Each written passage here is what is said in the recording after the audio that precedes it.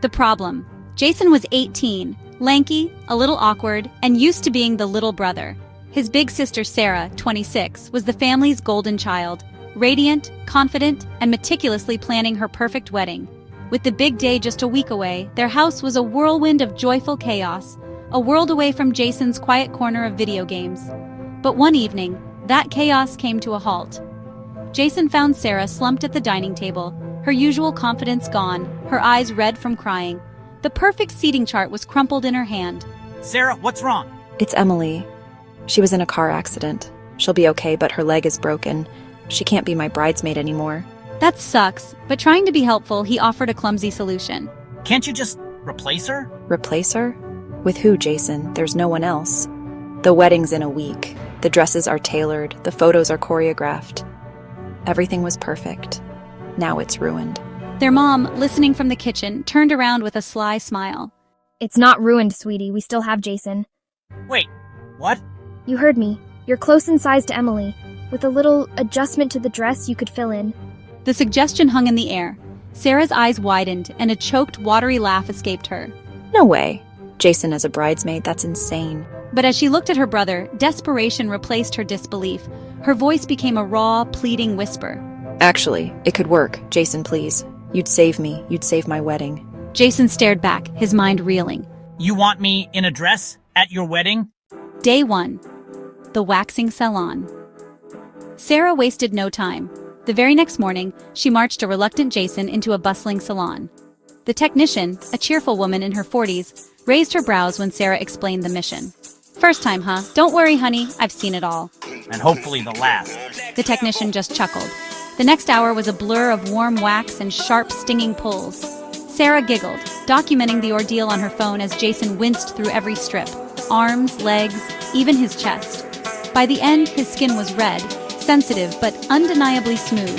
He stared down, embarrassed but also fascinated. Honestly, you look halfway there already. Day 2. Makeup magic. The following day, Sarah sat Jason down at her favorite makeup counter. "We're just enhancing what's already there," the artist explained, her brushes dancing across his face. Foundation softened his jawline, blending away any hint of stubble. Mascara widened his eyes. A soft pink gloss touched his lips. When they spun the chair, Jason's breath caught. The boy staring back was gone. In his place was a stranger, a soft-featured girl with delicate, familiar eyes. Oh my god. You look exactly like I did when I was 18. This isn't me. It is you, just a different version, a beautiful one. For the first time, a flicker of something other than dread sparked in Jason's chest. He wondered if he could actually pull this off. Day 3. Dress shopping. Day 3 was dress shopping. Sarah led him into a boutique filled with satin and chiffon. Their mom was already there, a conspiratorial twinkle in her eye. Sarah had called for reinforcements. She held up a pale lavender gown. Try this. Do I need to? Inside the changing room, he stepped into the dress. The soft fabric settled around him, hugging his frame in ways that felt both foreign and surprisingly elegant. He cautiously stepped out. Beautiful. Perfect. You're officially my bridesmaid. Jason tugged nervously at a strap, but seeing the joy on their faces, a secret warmth bloomed in his chest. He wasn't just doing a favor, he was part of something special. Day 4. Learning to walk. No, absolutely not. Yes, absolutely yes. For hours, Jason wobbled and stumbled, nearly face-planting onto the couch more than once. Sarah laughed until her sides hurt, offering encouragement between giggles. Small steps, shoulders back. Pretend you own the room. Slowly, he started to get the hang of it. The clumsy stomps softened into more deliberate steps. By midnight, Jason managed a surprisingly graceful lap across the living room. He collapsed onto the couch, feet throbbing, but a grin of pure, exhausted pride spread across his face. Day 5. Girls' Day Out. To complete the immersion, Sarah invited her other bridesmaids to a spa day, introducing Jason as her cousin, Jess. Jason, wearing a summer dress Sarah picked, felt his heart pound. At first he fidgeted, offering only one-word answers. But as the day wore on, filled with facials, manicures, and wedding gossip, he started to relax. The girls were warm and funny, including him in everything. You're so quiet, Jess. Your bridesmaid name fits you, right?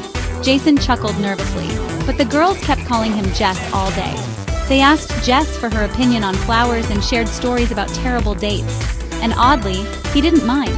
Day 6. The rehearsal dinner. This was the first real test.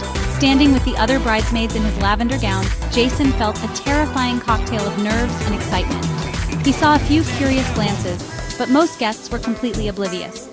He walked gracefully and kept his voice soft. Then, the groom, Mark, approached Sarah, his eyes landing on Jason with a friendly smile. Your new bridesmaid? I didn't realize you had another sister. She's full of surprises. Mark smiled at Jason. Welcome to the family, Jess.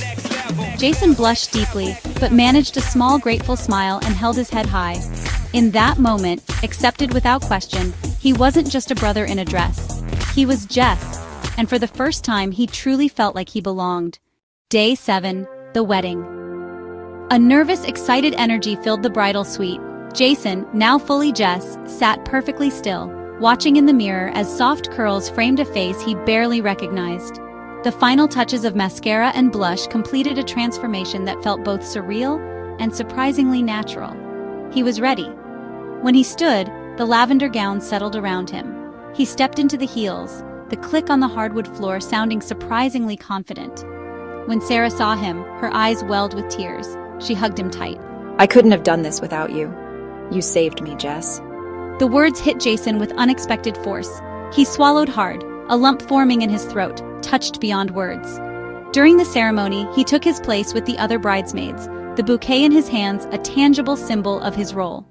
He watched his sister begin her walk down the aisle, a vision of pure joy. She looked radiant, and when her eyes met his for a fleeting moment, her smile was a silent, profound thank you. It told him everything. You made this possible. As applause filled the hall, Jason realized the week had changed him. He hadn't just pretended to be a bridesmaid. He had shared secrets, offered comfort, and truly lived as Sarah's sister. Part of him would never be the same. So Sarah, is this your cousin? I didn't know you had another girl in the family. Family always shows up when you need them. Jason smiled shyly, sipping his punch. The comment didn't feel awkward, but like a quiet victory. The gown and heels now felt like a second skin. For 1 week, he had become Jess. And deep down, he knew the empathy and understanding he'd discovered would stay with him forever.